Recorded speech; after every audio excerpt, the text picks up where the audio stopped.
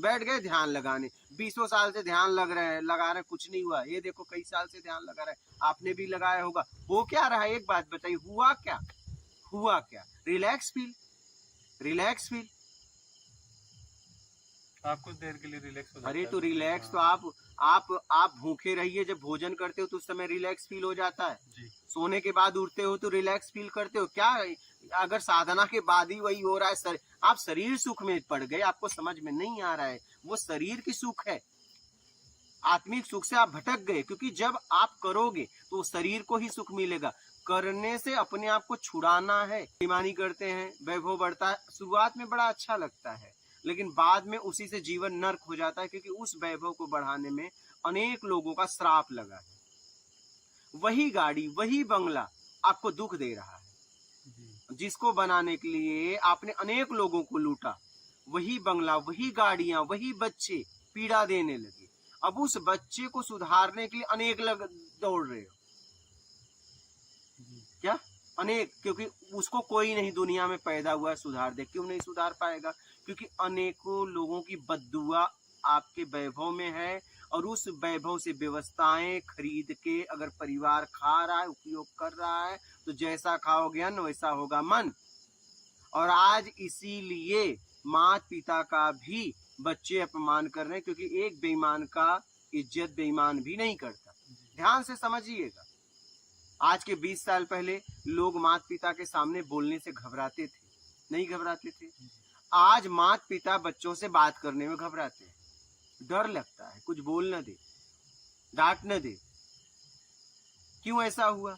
क्यों हुआ? उसके पीछे क्या रहस्य समझ पाए लोग? नहीं समझ पाए। सब लोग माता पिता को सिखा रहे हैं, बच्चों को सिखा रहे हैं कि माता पिता का मान मत करो, अपमान मत करो, लेकिन खुद लोग कर रहे हैं, वही लोग कर भी रहे हैं। ध्यान दीजिए, हम लोग मैसेज खूब फॉरवर्ड एक दूसरे को कर रहे हैं, लेकिन कर वही रहे हैं, आचरण में बदलाव नहीं हो रहा है। बस बाहर हम मैसेज भेज के एक दूसरे को शेयर करके बड़े अच्छे बन रहे हैं, लेकिन अंदर से गंदे होते चले जा रहे हैं। आज ज्यादा माता पिता का अपमान इसलिए होने लगा कि जैसा अपने बच्चों को आप अनाज खिलाओगे बेईमानी का, तो उससे अनेक लोगों का बद्दुआ है, और वो उसको पोषण सही नहीं मिलेगा। तो एक बेईमान की इज्जत बेईमान भी नहीं करता। जब उन बच्चों को पता चलेगा मेरा पिता माता बेईमान है, तो वो उनकी इज्जत करेंगे ही नहीं। इसलिए जीवन में पहले ईमानदारी अपना लो, अगर जीवन अच्छे से जीना चाहते हो तो, और साधना में आगे बढ़ना चाहते हो तो। अगर साधना में आप आगे बढ़ना चाहते हो और आपने ईमानदारी नहीं अपनाई, बेईमानी करते रहे, तो आप साधना में आपको लगेगा कि बाहर से मैं उठ रही हूं, लेकिन आप गिर रहे हो। ये सब बातों को समझिए। गुरुजी, जैसे कई लोग है ना सत्संग मतलब ध्यान में बैठते हैं, जैसे कई लोग है ना चक्रों के ध्यान कराते हैं, कई मंत्रों की ध्यान कराते हैं, सब कुछ करते हैं, लेकिन मन तो इधर उधर डोलता है, रहता ही नहीं है। फिर है ना शरीर में कहीं ना कहीं दर्द उठ जाएगा भयंकर। लेकिन नाम के हाथ में लोग माला ले रहे हैं, मैं भी पहले माला लेती थी, लेकिन एकाग्रता बिल्कुल भी नहीं आती थी। अब तो सब छोड़ चुकी है आपका ज्ञान समझ के। तो अलग अलग जगह अलग अलग प्रोसेस किया, लेकिन करते हुए भी है ना लोगों का ध्यान भटकता, इधर उधर रहता नहीं। और लोग बोलते स्थिर करो, स्थिर तो होता नहीं है, लेकिन लोग कर रहे हैं। एक बात बताओ, एकाग्र कौन होना चाहता है? कौन? बोलिए। जो एकाग्र नहीं है वो एकाग्र होना चाहता है। ठीक है, लेकिन परम सत्य तो एकाग्र है। जी। ठीक है, आत्मा को तो एकाग्र करने की जरूरत नहीं है। जी। तो आखिर एकाग्र कौन होना चाहता है? और उसको एकाग्र भी कर दिए, अगर वो रहा एकाग्रता में, तो भी तो मैं भटका ही। ध्यान से समझिएगा, अगर एकाग्र भी रहा तो उसके एकाग्र रहने से मैं मेरी अशांति तो नहीं चली जाएगी उसके एकाग्र होने से। हाँ, तो वो कोई भी पता नहीं है कि एकाग्र होना कौन चाहता है, बोले तो उसका पता हाँ, लगे गुरुजी हमें। उसका पता करो कि कौन एकाग्र होना चाहता है। अगर वो एकाग्र हो गया तो क्या उसकी अशांति चली जाएगी? वो एकाग्र हो गया अब उसी ये तो अशांति तो अंदर है। अशांति तो अंदर है। अब वो अशांति भी जो एकाग्र होना चाहता है वही अशांत है जो एकाग्र होना चाहता है। अशांति कैसे हुई है? कर्म से, कर्म से हुई है। सीधी सीधी सिद्धांत है। हाँ, ये बात तो सही है। अशांत किससे हुए हो? कर्म से। जी। तो अगर आपने दुष्कर्म किया होगा, हाँ, चाहे किसी भी तरीके से, जी, हाँ। कर्म में छल कपट चोरी बेईमानी चापलूसी मक्कारी धूर्तता पाखंड अपने भोग के चक्कर में, लालच के चक्कर में, मान के चक्कर में हो गया, जी, तो कहने का मतलब ताला जिस चाबी से बंद होती है उसी से खुलती है। जी। सीधा सीधा बस उसे ऐसे बंद ऐसे घुमा दो, नहीं? सही। तो कहने का मतलब है कि आप सीधा सीधा इस सिद्धांत को समझ के सत्कर्म में लगा दो अपने आप को, जी। सीधा सीधा। दुष्कर्म करके परेशान हुए हैं, बस दुष्कर्म करके, क्या ये सब तो पिछले जन्म का सत्कर्म करके परेशानियों से मुक्त हो जा सकता है। सीधा सीधा सीधा सिद्धांत है। सिद्धांत। और आप किसी विधि द्वारा एकाग्र जी। हाँ, करना चाहते हो तो हाँ। आपके एकाग्र होने से क्या वो अशांत चला जाएगा? वो तो अंदर है। वो तो जबरदस्ती कर रहे हैं ना हम। अच्छा, एकाग्र होना कौन चाहता है? अगर आत्मा परम स्थिति है और वो भटक ही नहीं रहा तो एकाग्र कौन होना चाहता है? ये बताइए पहले। अब ये एकाग्र होने वाला कौन है गुरुजी, ये पता नहीं है। तो इसी को पहले तो खोजिए। इसको ढूंढना पड़ेगा ना। तो एकाग्र कौन होना चाहता है? जब ये नहीं पता है तो एकाग्र क्यों होना चाहते हो? हाँ, पहले तो ये पता करो एकाग्र होने वाला कौन है, कौन है। तब उसको एकाग्रता में लाते हैं। हाँ, तो ये पता तो जो ध्यान कर रहे हैं, एकाग्रता करना चाह रहे हैं, वो पता लगाएं उस चीज का। वही तो पहले तो ध्यान को समझो कि ध्यान क्या है। क्या है। हम क्या है, सीधा बंद हो गए। अब ध्यान को कोई यहाँ लगा रहा है। जी। हाँ, ये ब्रह्म ग्रंथि नहीं है भैया। ये यथा पिंडे तथा ब्रह्मांडे तथा ब्रह्मांडे यथा पिंडे, जो पिंड में ब्रह्मांड में, ब्रह्मांड में पिंड में। तो ये 7वां सहस्त्रार्थ है, 10वां दरवाजा है, ये ब्रह्मांड है। क्या है? ब्रह्मांड। न कि ये ब्रह्म है। क्या? ये भूल में मत रहिए, बहुत लोग बोल देते हैं। हाँ। ये ब्रह्म वगैरह नहीं। अगर ब्रह्म इसमें होता तो जिस जहाँ पे ब्रह्म है वो भटक सकता है।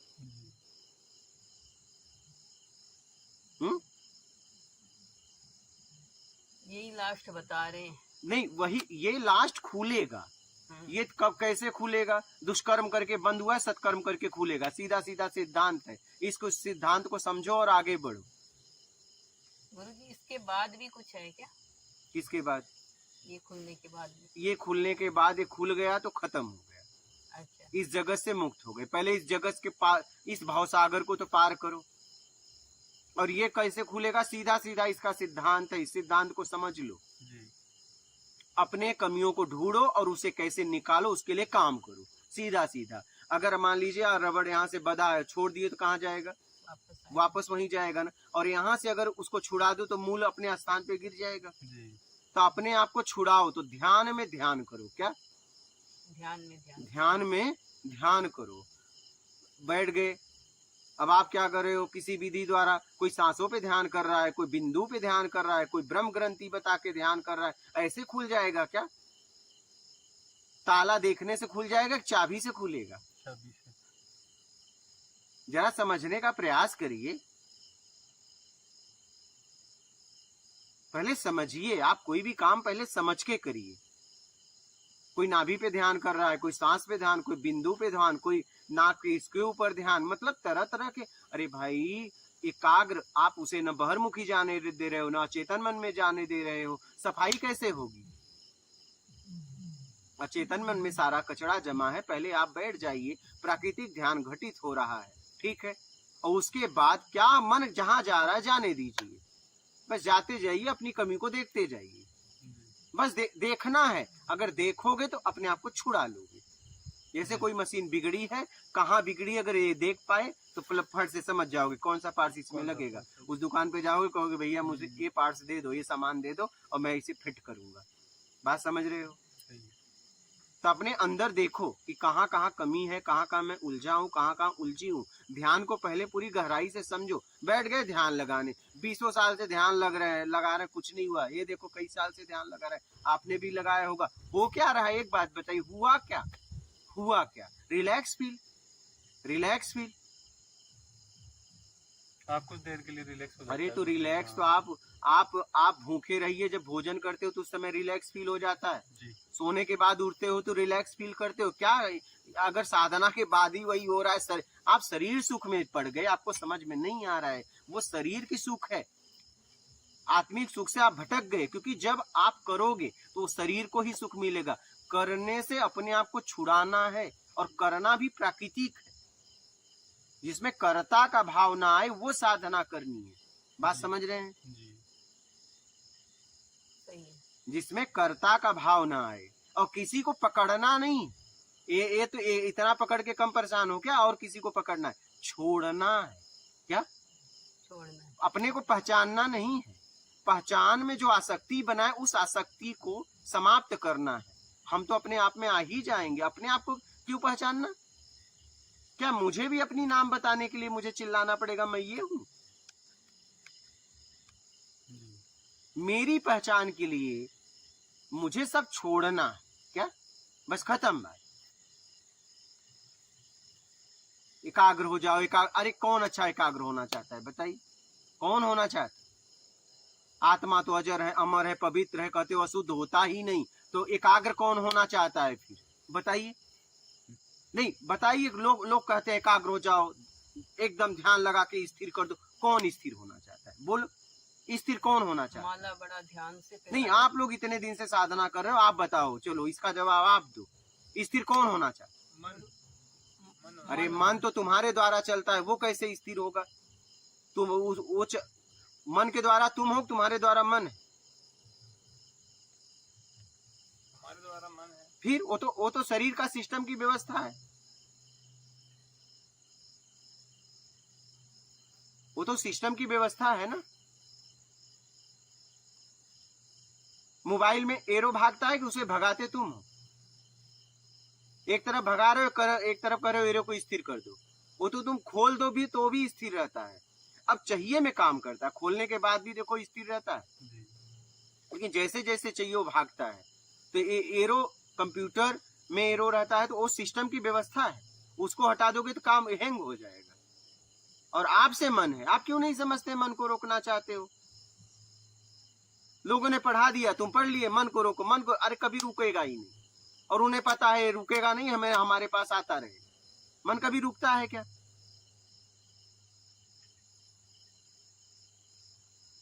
मन कभी रुकता है? कैसे रुकेगा? ब्रेन हैमेज हो जाएगा। बात क्यों नहीं समझते हो? मोबाइल में एरो रुक जाए, कंप्यूटर में एरो रुक जाए तो क्या होगा? हैंग हो जाएगा। इतनी समझ है तो बताओ एकाग्र कौन होना चाहता है? बोलो। एकाग्र गुरु जी जो अशांत हो गया, हम जिसे अपन जीव कह सकते हैं। जीव, हाँ, जीव है ना, जो हाँ, जो आत्मा था, हाँ, लेकिन ऐसे कर्म करके विकार रहित, विकारों जैसे कर्म करके, राग द्वेष हाँ, करके, जो विकार जिसे कहते हैं ना, हाँ, विकारों का कर्म करके आत्मा से वो जीवात्मा हो गया। हाँ, आवरण चढ़ गया उसके हाँ। उसके ऊपर। अब वो इतना परेशान हो गया अपने कर्मों से कि वो मुक्त होना चाहता है। तो कर्म से ही होगा ना। कर्म। चलो मैं एक आपसे बात पूछता हूँ, एकदम सच्चाई से, ईमानदारी से जवाब देना। जी। हाँ, ईमानदारी से। अगर आपको कोई लूट ले, जी। हाँ, हाँ। ठीक है, और सारा धन आपका खा ले, जी।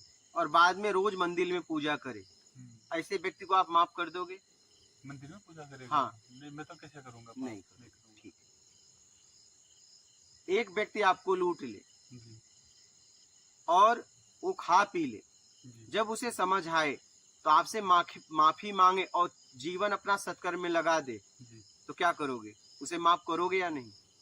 जीवन अपना सत्कर्म में लगा दे। आपको लगा और लगे हाँ। कि नहीं, ये व्यक्ति को एहसास है और ये व्यक्ति अपना जीवन उन लोगों के लिए दे रहा है जिन्हें जानता भी नहीं, उनकी सेवा में लग गया। बताओ, उसे तो माफ किया जाता माफ है। कर दो। हाँ, उसने उस पैसे का दुरुपयोग नहीं किया ना, उसने उस पैसे नहीं, आपके पैसे को खा गया, खा गया उसने। हाँ, उसने आपके पैसे को खा लिया, लुटा दिया, सब कर दिया। लेकिन बाद में जब उसकी समझ आई तो आपके आया, चरणों में माफी मांगा, लेकिन फिर भी आप माफ तुरंत नहीं करोगे।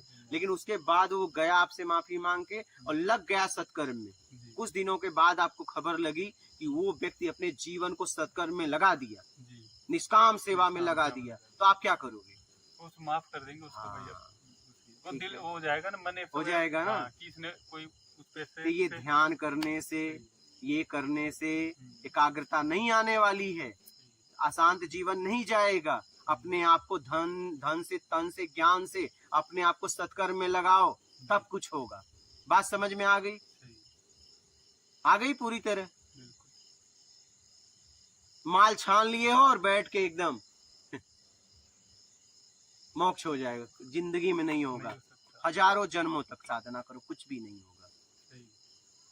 और इस सिद्धांत को समझो, मैं आपको एकदम आधार और बेस से सिद्धांत दे के समझा रहा हूँ, जी और ये प्रत्यक्ष सिद्धांत है। बात समझ रहे हो? जी तो इसलिए अपने आप को सत्कर्म में, सेवा में लगाते हो, अपने आप को समझने का प्रयास करो, और कैसे मैं निर्विकार हो जाऊं उसके लिए काम करो, पश्चाताप करो, लग जाओ पूरी तरह। जो एकाग्र होना चाहता है उसे मिटा दो। जी। क्या? हाँ, जो एकाग्र होना चाहता है, अशांत है वो, उसे मिटाना बस है। खत्म बात। न शांति न शांति, हाँ। बहुत हो गई शांति, बहुत हो गई अशांति, बस अब हो गया। नमस्कार। सही। बोलो, आप क्या बोल रही? गुरुजी मैं कबीर पंथ में थी ना, तो वहाँ जैसे सभी भक्तों को देखा और मेरे साथ खुद हुआ कि जब मैंने वहाँ नाम लिया तो वहाँ एड्रेस भी बता देते हैं ना, मंदिर हाँ। वगैरह का या अच्छे स्थान का, धार्मिक स्थान का, तो बोलते हैं नाम खंड हो जाता है। और वहाँ पे जैसे लोग है ना, मतलब भक्ति खूब कर रहे हैं और गुरु जी को ही भगवान मान रहे हैं, और बोलते हैं वही है सारा सृष्टि करता धरता, वो तो रूप लेके आए हैं यहाँ पे, मनुष्य जन्म लिया उन्होंने। और वो है ना, उनको हर टाइम मतलब जाते हैं वहाँ, प्रणाम भी करते हैं उनके स्थान पे, जबकि वो अपने स्थान पे नहीं है, लेकिन वो जाते हैं। तो गुरुजी वहाँ मैंने देखा सबके परिवार टूट रहे वहाँ पे, इतना मतलब उनकी माला करके, और उनका मतलब सांसों का ओम सोम मंत्र है उसको करके, तो है ना मतलब फिर भी है ना पति पत्नी के रिश्ते टूट रहे हैं, माता पिता है, क्योंकि वहाँ जाने से ना एक तो परिवार से ना मतलब आप समझ लो रिश्ता टूट ही जाता है एक तरह से, क्योंकि कोई बार त्योहार नहीं मनाना, कोई है ना आपके है ना रिश्ते में है ना जाओ शादी वगैरह में, तो है ना मतलब देन लेन होता है ना, वो हिसाब से नहीं करना, ये सोच के देना कि भाई हम यहाँ खाना खा रहे हैं उसका पैसा दे रहे हैं, वो भी माँ बाप को देना है, उस हिसाब से देना, शादी का बोल के नहीं देना। और परिवार में अगर कोई डेथ हो गई तो सादा खाना खाना, बाकी जो ये नहीं मनाना, फूल नहीं चुगना, तेरहवीं नहीं मनाना, बहुत सारे नियम थे, 40-45 नियम थे जिसकी कोई लिमिट नहीं थी। लेकिन मैंने देखा वहाँ पति पत्नी के रिश्ते टूट रहे हैं, भाई भाई के रिश्ते टूट रहे हैं, माँ बाप, कुछ तो ऐसे लड़के थे जो उन्होंने माँ बाप निकाल दिया, घर से निकाल दिया, वो बेचारा होटल में है ना काम करके अपनी रोटी चला रहा है, कभी नॉन वेज के हाथ नहीं लगाया, वो नॉन वेज होटल में काम कर रहा है। तो ये विडम्बना वहाँ देखी मैंने कि यहाँ मतलब जब भगवान है तो इतने कष्ट क्या बोलेंगे, तो बोलेंगे ये आपका प्रारब्ध था इसलिए कष्ट है, मालिक दया करेंगे। जब प्रारब्ध ही भोगना है तो तुम्हारे पास क्यों है? हम ही नहीं भोग लें? खुद ही भोग लेंगे हम। देखो ध्यान से समझिएगा, अगर कोई किसी का प्रचार कर रहा है नाम लेके, तो फिर वो उसका प्रचारक हो गया, वो स्वयं तो कुछ है नहीं, बस एक प्रचारक है। ध्यान से समझना, एक शिक्षक जब किसी विद्यार्थियों को पढ़ाता है तो वो और भी शिक्षकों का नाम नहीं लेता है, वो खुद पढ़ाता है। बात समझ रहे हैं? और कोई अगर गाइड से पढ़ा रहा है तो शिक्षक लायक नहीं है, ठीक है। अगर कोई स्वयं का ज्ञान नहीं बोल पा रहा है, किसी और के सहारे ज्ञान दे रहा है, तो प्रचारक है। बात समझ रही हैं? और कबीर जी ने सीधा बोला है समभाव समदृष्टि। क्या बोला है? समभाव समदृष्टि। उन्होंने मानवता पे जोर डाला है। क्या? किस पे? मानवता पे। और उनके घर पे कोई भी आता था तो वो स्वागत करते थे, उसकी सेवा करते थे। यहाँ तक बोला गया है कि अतिथियों को भोजन करा के फिर भोजन करते थे, उतने गरीबी में भी, और वो आवरण नहीं देखते थे। बात समझ में आ रही है? और उनका नाम लेके अगर कोई उनके बारे में बोल रहा है, तो प्रचारक हुआ, नहीं तो वो अपना बोलता। बात समझ रहे हो? मतलब वो उस स्थिति पे पहुंचा नहीं। तो जितने महापुरुष हैं उन्होंने मानवता पे जोर डाला है। और रही बात नाम की, तो ये शरीर का नाम है, ये शरीर ही जल जाएगा तो नाम कहाँ रहेगा? क्या? और जो है इसके अंदर वो है बेनाम।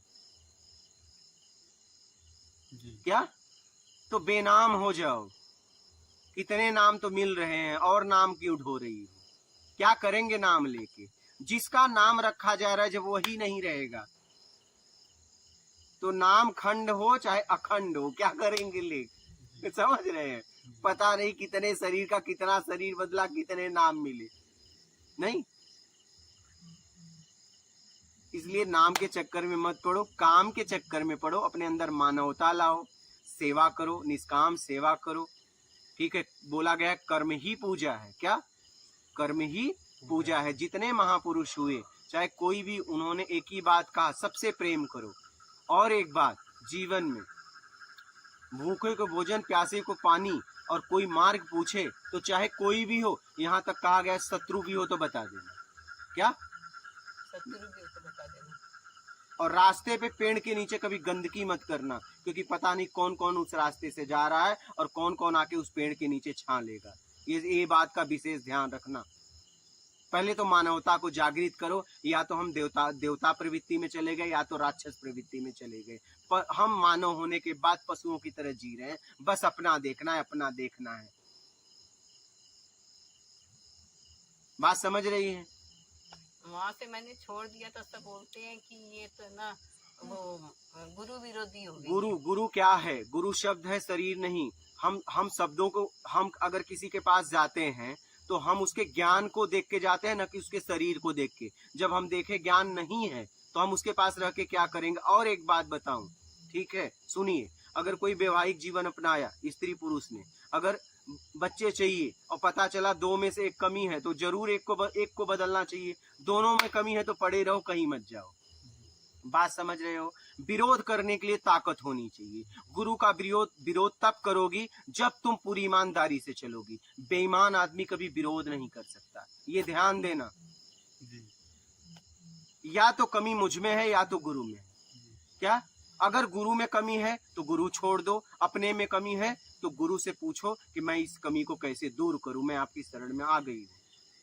लेकिन समझने के बाद किसी के बारे में बोलो, ऐसे ही किसी के बारे में मत बोलो। और विरोध करने के लिए ताकत चाहिए, विरोध करने के लिए ईमानदारी चाहिए। विरोध करना इतना साधारण बात नहीं है। आप मेरी बात समझ रही हैं? कमी तो है ही है ना। अगर हमारा आत्मिक कल्याण नहीं हो पा रहा है, मुझे कुछ नहीं समझ में आ रहा है, या तो मुझ में कमी है या तो सामने वाले में कमी है। अगर मुझ में कमी है तो अपने कमी को हटाओ, अगर उसमें कमी है तो आगे बढ़ो। बात समझ रहे हैं? और दोनों में कमी है तब क्या? गुरु आइन 90 चला, गुरु के मारे ढेला ढेला, तब कहाँ जा रहे हो? बस पड़े रहो एक जगह। हाँ, आपस में लड़ो। हाँ, पड़े रहो। गुरुजी, ये 60 नाम और 60 शब्द क्या होते हैं जो सब जगह ये कबीर पंथ में हो रहे हैं? हम देखो व्याख्याकार नहीं। हाँ। क्या? हम व्याख्या, मैं क्या बोल रहा हूँ, हम व्याख्याकार तो है नहीं। हाँ। हम लोगों ने जो बोल दिया, हम उसका व्याख्या तो करने वाले हैं नहीं। बात समझ रहे? मैं सीधा सीधा आखिरी मार्ग बता रहा हूँ, ठीक? और ये भी मेरा नहीं है, मुझे मिला है। ठीक है, मैंने साधना की, मैंने तपस्या की, और मैं भ्रमण किया 2011 से 20 तक। मुझे ये मार्ग मिला आप लोगों के लिए। मैं सीधा मार्ग बता रहा हूँ। इस मार्ग में मैं भी नहीं हूँ। बात समझ रहे हैं? सीधा आप उससे जुड़िए, क्योंकि मुझसे जुड़ने से आपको कुछ भी नहीं मिलेगा। और एक बात बताऊं, किसी से जुड़ के नहीं मिलेगा। उन शब्दों में आपको जीना पड़ेगा और आपको सीधा जाना पड़ेगा। धारणा, ध्यान, समाधि, तुम, ब्रह्म। मेरा के द्वारा जो जाना जाएगा, या जानकारी होगा या ब्रह्म होगा, दो में से एक। बात समझ रहे हैं? दो में से एक। अब तुमको क्लियर करना है कि ये भ्रम है कि जानकारी सही है। क्या? उस पे काम करना पड़ेगा। तो धारणा, निर्विकार होने के लिए धारणा बनाइए, उस पे काम करिए। धारणा, ध्यान अपने आप घटित होगा। ठीक है, अपनी कमियों को देखते रहिए। धारणा, ध्यान, समाधि, अपने आप पीड़ा की स्थिति आएगी। जैसे एक स्त्री गर्भ को धारण करती है और उसके बाद ध्यान गर्भ पे लग जाता है, एक समय ऐसा आता है वो ऐसे अथाह पीड़ा से गुजरती है, बाद में उसके बच्चों का जन्म होता है और वो माँ बन जाती है और उसके स्तन से दूध आ जाता है। वैसे ही कोई भी साधक धारणा बनाता है और धीरे धीरे धीरे विकारों से मुक्त होने के लिए काम करता है, और फिर धीरे धीरे धीरे धीरे, जैसे वो माँ बच्चों के लिए भोजन सोच समझ के करती है और वो आहार बच्चों को भी मिलता है। बात समझ रही? वैसे ही साधक अपनी कमियों को निकालता रहता है और ध्यान पूरी तरह घटित हो जाता है तो वो समाधि की स्थिति आती है और आखिरी में वो ऐसे पीड़ा से गुजरता है, सब कुछ खत्म होते हुए देखता है, और बाद में उसके अंदर से विकार निकलते हैं, जैसे यहाँ पे गर्भ से बच्चे निकले। बात समझ रहे हैं? और जब पूरी तरह विकार निकल जाता है और उसे फिर ज्ञान हो जाता है और तृप्त हो जाता है, जैसे माँ तृप्त हो गई, इतना पीड़ा के बाद भी तृप्त हो गई। और बताऊं, बच्चों के लिए जब गर्भ से बच्चों का जन्म होता है तो उस माँ को दुनिया का कुछ भी दो, उसके सामने कुछ भी नहीं है। वैसे ही जब आत्मज्ञान होता है तो उसके सामने पूरी सृष्टि में कुछ भी नहीं। बात समझ रहे हैं? तो ज्ञान देने वाला अपना खुद का ज्ञान बांटता है। बात समझ रही हैं? वो किसी के नाम से नहीं बांटता, और नाम से बांट रहा है तो वो नकल किया है, फिर वो ज्ञानी कहाँ है? वो गया ज्ञानी कैसे हो सकता है? अब तो दूसरे का ज्ञान है, दूसरे का अनुभव वो बांट तो रहा है, वो जानकारी बांट रहा है। प्रचार कर अच्छा, रहा उस है। जानकारी से खुद नहीं क्यों पहुंचा? और खुद पहुंच गया तो अपने तरीके से बताता, उसका क्यों नाम ले रहा है? जी, सही। मतलब उसे मालूम नहीं है, बस उस पे भरोसा करके लोगों तक पहुंचा रहा है। इसका भी दोष लगता है, उसका भी पाप लगेगा। एक शिष्य बनाने पे अगर उसका आत्मिक कल्याण नहीं हुआ तो गुरु को 100 गौ हत्या का पाप लगेगा, शिष्य को नहीं। किसको? गुरु को। क्योंकि शिष्य तो अबोध है, भटका है, दुष्कर्मी है, तभी तो आपके पास आया।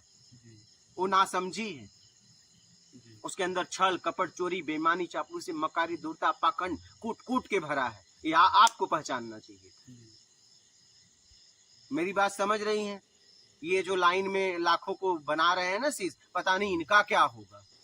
जी, यहाँ तक शिष्यों का नाम भी इन्हें नहीं पता। जिन माँ को अपने बच्चों का नाम नहीं पता हो, उन माँ को आप क्या बोलेंगी? बोलिए। ये तो पशुओं वाली हाल हो गई। हर साल बच्चे पैदा करो छोड़ दो, पैदा करो छोड़ दो।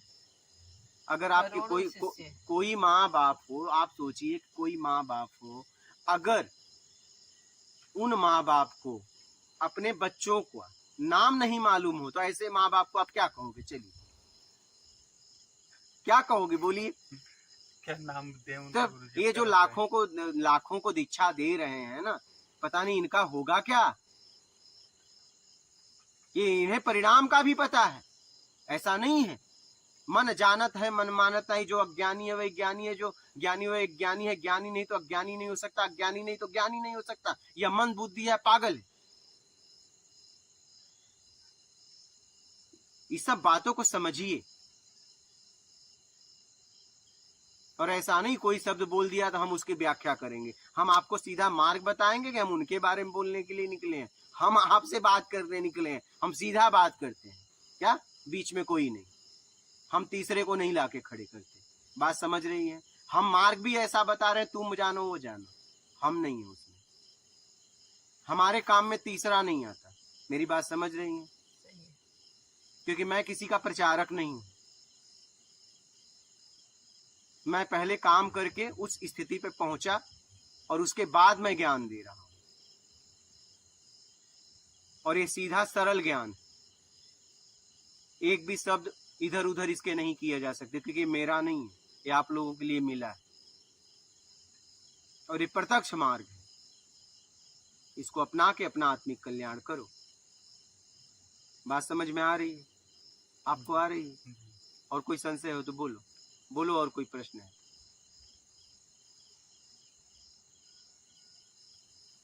सब जितने भी महापुरुष हैं उन्होंने बस एक ही बात कहा है, मानवता लाओ, बिना आवरण देखे लोगों की सेवा करो, आवरण मत देखो, आवरण से अपने आप को मुक्त करा लो।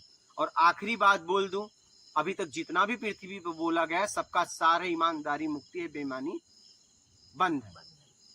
ये पूरा सार बता रहा हूं आपको। इसको अपना के जीवन में आगे बढ़ो, अपना आत्मिक कल्याण करो। ठीक है? मात नर्मदे, नर्मदे हर। नर्मदे हर। मात नर्मदे। मेरा एक सवाल था, जैसे जब साधना में बैठते हैं हाँ। तो उसमें जैसे शरीर में किसी को वाइब्रेशन होती है, किसी को झटके लगते हैं, किसी को कुछ होता है, तो क्या ये भी प्रारब्ध से संबंध है? इसका भी कोई पिछले जन्म का संबंध है कि जब हम साधना करते हैं तो वो क्या बोलते हैं, क्लियर हो रहे हैं, तो ये इसलिए होता है या किस लिए होते हैं ये सब चीजें? देखो ऐसा है, साधना जब हम करते हैं तो ज्यादा तक साधक क्या होता है, कामनाओं में साधना करने जाते हैं। किसमें? कामनाओं में। और वो कोई भी विधियां लेके कोई भी प्रयोग कर बैठते हैं। बात समझ रही हैं? कोई भी प्रयोग कर बैठते हैं। लेकिन साधक को इतना समझ में आना चाहिए कि साधना करने से पहले पूरी तरह ईमानदारी अपनानी पड़ेगी और बेईमानी का त्याग करना पड़ेगा। बात समझ रही हैं? जैसे मान लीजिए एक व्यक्ति रोड पे शराब पिए, ठीक है, उसे कोई दोष लगेगा? नहीं लगेगा। ठीक है, वो अपना कर रहा है। लेकिन एक व्यक्ति मंदिर में जाके या आश्रम में बैठ के शराब पी रहा है, तो उसे दोष लगेगा कि नहीं लगेगा? लगेगा। जगह बदल देने से, आदमी वही है, शराब भी वही है, जगह बदल देने से दोष लग गया। बताइए, शराब वहां भी पी रहा था, यहाँ भी पी रहा है। ध्यान दीजिएगा। तो आप किस स्थिति में साधना करते हैं? जब आप बिना बेईमानी छोड़े कोई भी साधना करेंगे तो यही झटके भी आएंगे, कभी आवाजें आएंगी, कभी गड़गड़ाहट आएंगे, आप बेचैन होंगे। पहले तो बड़ा अच्छा लगेगा। क्या लगेगा? पहले बड़ा अच्छा लगेगा, कुछ हो रहा है, लेकिन नहीं, तकलीफ हो रही है, आपको अभी समझ में नहीं आ रही है, बाद में समझ में आएगी। देखो ना, जीवन में आज जितना हमने एकत्रित किया, आज हमें उसी से तकलीफ हो गई, लेकिन वो तब नहीं समझ में आई, लेकिन अब आ रही है। ना किया होता तो, लेकिन उस समय करने के लिए व्याकुल थे। ध्यान देना, उस समय अगर नहीं कोई करने देता तो आपका शत्रु हो जाता। करने के लिए व्याकुल थे। क्या होता है, साधना करने से पहले आप पूरी तरह ईमानदारी अपनाइए, बेईमानी का त्याग करिए, तब किसी साधना का शुरुआत करिए। और साधना कोई भी करिए तो अपने व्यक्तिगत अस्तित्व को मिटाने के लिए, जिससे आपको अशांति, अपने आप को पहचानने के लिए नहीं। क्या? अपने आप को पहचानने के लिए नहीं, अपनी पहचान मिटाने के लिए, जो बना के मैं थक गई। हाँ, अपनी पहचान नहीं करनी है आपको। अपने मूल तक आप तभी पहुंचेंगे जब आप अपना परिचय में जो आसक्ति है, उस आसक्ति को मिटाएंगे। परिचय में जो बंधन है, उस बंधन को मिटाएंगे। परिचय में जो मोह है, उस मोह को मिटाएंगे। अपने अहम भाव को गिराएंगे। साधना करने से पहले नियम संयम का ध्यान दीजिए। कोई भी साधना करिए, किसी भी मार्ग से आप जाइए, भक्ति मार्ग से जाइए, ध्यान मार्ग से जाइए, योग मार्ग से जाइए, ज्ञान मार्ग से जाइए, किसी भी मार्ग से जाइए, तो इसका आप विशेष ध्यान दीजिए कि ईमानदारी अपनानी। क्या करनी है? ईमानदारी अपनानी है और पूरी तरह बेईमानी का त्याग करना है। तब आप साधना का शुरुआत करिए। अगर आप ये नहीं करेंगे, शुरुआत में अगर आप नहीं अपनाएंगे, तो कोई भी आप साधना करेंगे तो धीरे धीरे आप अशांत, आपका जीवन हो जाएगा और आप ग्रसित होते चले जाएंगे, पीड़ा में होते चले जाएंगे। शुरुआत में बड़ा अच्छा लगेगा। देखो ना,